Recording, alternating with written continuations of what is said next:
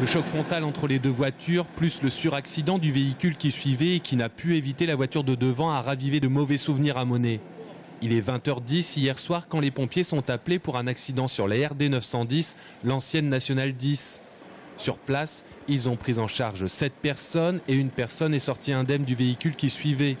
On dénombre un blessé grave, une fracture ouverte et 6 blessés légers qui tous ont été transportés au CHU de Tours.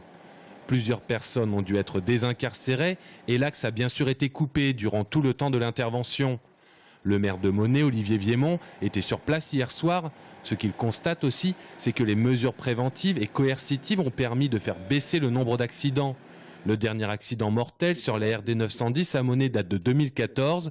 Il était dû à l'irruption d'un sanglier et c'était en dehors de l'agglomération. C'est une route de grand passage, plus de 15 000 véhicules jour.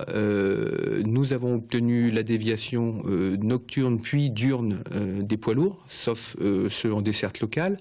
Donc déjà, on a amélioré au moins les conditions de l'usager pour les véhicules légers. Le préfet a souhaité installer des feux avec radar de franchissement sur l'entrée sud de Monet et sur le feu en plein cœur du village. Autre constat amer pour le maire, ce sont ces automobilistes qui coupent par le bourg à vive allure pour éviter la départementale quand le trafic est dense. Pour l'accident d'hier soir, il semble qu'un véhicule ait dévié de sa trajectoire dans cette grande ligne droite dans des circonstances que l'enquête devra déterminer. Des analyses toxicologiques sont en cours d'étude et c'est la brigade de Vouvray qui est chargée de l'enquête.